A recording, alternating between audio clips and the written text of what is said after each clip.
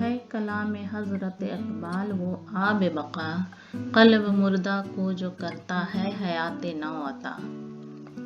جس طرح سرزمین ہندوستان مختلف خوشنما و خوش رنگ پھولوں کا ایک حسین امتزاج ہے، اسی طرح فکر ہندوستان ایسے پھولوں کا گلدستہ ہے جس کی خوشنمائی و دلربائی ہمیشہ باقی رہے گی۔ ان پھولوں میں ایک پھول ایسا ہے جس کی آب و تاب ہی نمایاں ہے اور انہیں دنیا حضرت علامہ اقبال کے نام سے جانتی ہے۔ علامہ اقبال کی ولادت 24 ذی الحجہ 1289 ہجری مطابق 22 فروری 1873 عیسوی کو سیالکوٹ میں ہوئی۔ آپ کے والد حضرت شیخ نور محمد اور والدہ محترمہ امام بی بی تھیں۔ علامہ اقبال کشمیری خاندان کے چشم و چراغ تھے جو 17ویں صدی عیسوی میں مشرف با اسلام ہوا۔ آپ کے والد نے گرچہ اعلیٰ تعلیم حاصل نہ کی تھی لیکن ابتدا ہی سے علماء صلحاء کی صحبت میں رہے، اس لیے خیالات میں غور و فکر و تصوف رچ بس گئی۔ بعض لوگ تصوف کی مشکل مطالب کی تشریح کے لیے ان سے رجوع کرتے، اس لیے ان کے ہم عصر انہیں ان پڑھ فلسفی کہتے تھے۔ حضرت اقبال کی پیدائش سے قبل آپ کے والد محترم نے ایک خواب دیکھا جو یوں ہے کہ ایک وسیع میدان میں بہت سے لوگ کھڑے ہیں اور فضا میں ایک نہایت خوش رنگ پرندہ اڑ رہا ہے۔ اس کی دلکشی دیکھ کر لوگ اسے حاصل کرنے کی جدوجہد کرتے ہیں، لیکن وہ دل فریب پرندہ اچانک فضا سے اترا اور ان کی گود میں آ گرا۔ آپ نے ڈاکٹر خلیفہ عبدالحکیم سے اس خواب کی تعبیر خود بیان کی تھی کہ ہمارے گھر خدا ایک بیٹا عطا کرے گا جو اسلام کا نام روشن کرے گا۔ علامہ اقبال کا دور طفلی ایسا نہ تھا جیسا عام بچوں کا ہوتا ہے، وہ نہایت ذہین و متین تھے۔ آپ نے ابتدائی تعلیم کچھ دنوں تک مولانا ابو عبداللہ غلام حسین سے لی۔ مولانا سید میر حسن شاہ اکثر مولانا غلام حسن کے پاس جاتے، وہاں انہوں نے اقبال کو دیکھا تو انہوں نے آپ کو اپنے پاس بلا لیا اور درس و تدریس کا یہ تعلق جیتے جی قائم رہا۔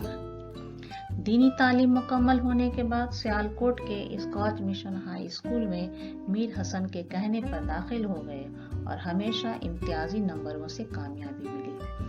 حضرت اقبال نے انٹرنس میں ہی شعر گوئی کا مشغلہ اختیار کر لیا تھا۔ ابتدا میں اقبال کچھ دنوں تک مرزا داغ سے خط و کتابت کے ذریعے اپنی غزلوں کے لیے اصلاح لیتے رہے۔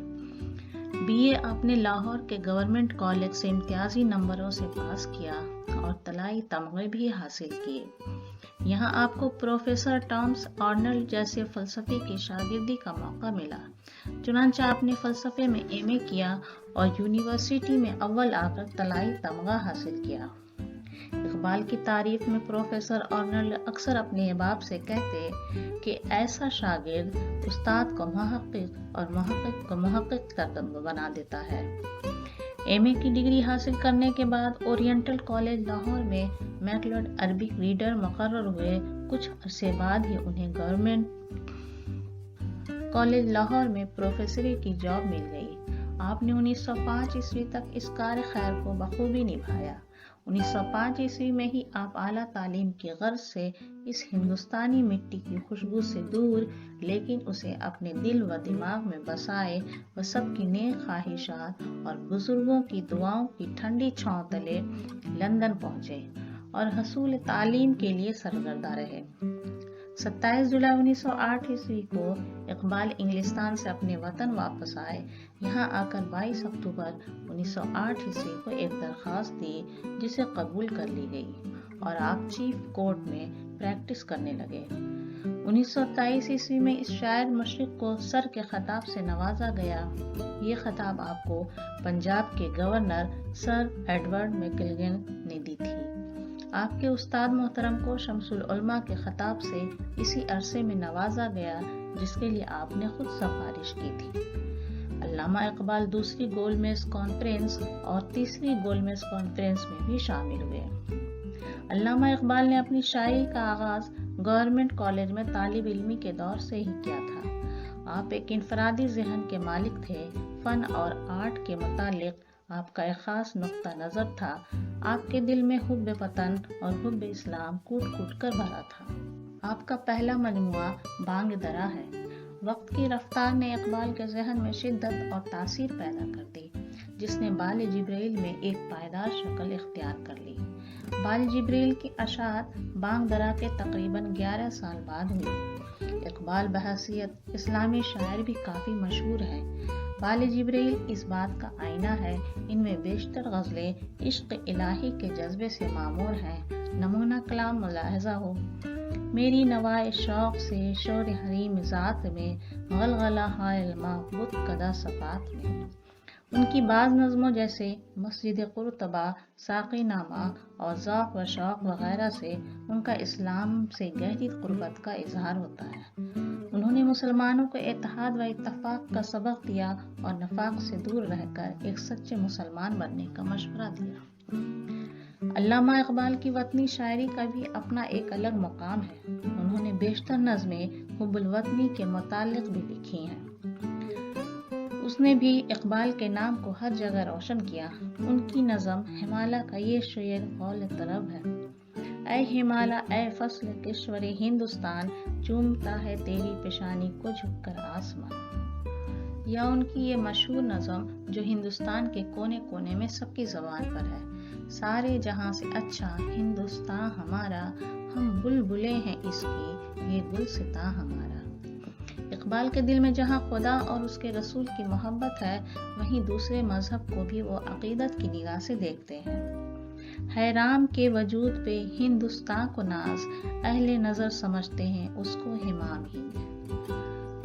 آپ نے بچوں کے لیے بھی بہت سی نظمیں لکھیں، جیسے ہندوستانی بچوں کا قومی گیت، جگنو، پہاڑ اور گلہری وغیرہ۔ کتاب درس میں اقبال کا ذکر نہ آئے تو ادھورا سا لگتا ہے، خواہ وہ کوئی سا میدان ہو۔ اقبال کا کلام ہر مقام پر اپنی جگہ پوری آب و تاب کے ساتھ بنا لیتا ہے، جس سے کتاب کی باطنی خوبصورتی مزید نکھر جاتی ہے۔ اقبال اقبال ہے، یہ وہ سادہ طبیعت کا شاعر ہے جس نے کبھی اپنی عظمت کا احساس نہیں دلایا اور نہ اپنی بڑائی جتایا، پھر بھی ان کی عظمت اپنی جگہ یکتا ہے، ان کی بلندی قائم ہے اور ہمیشہ رہے گی۔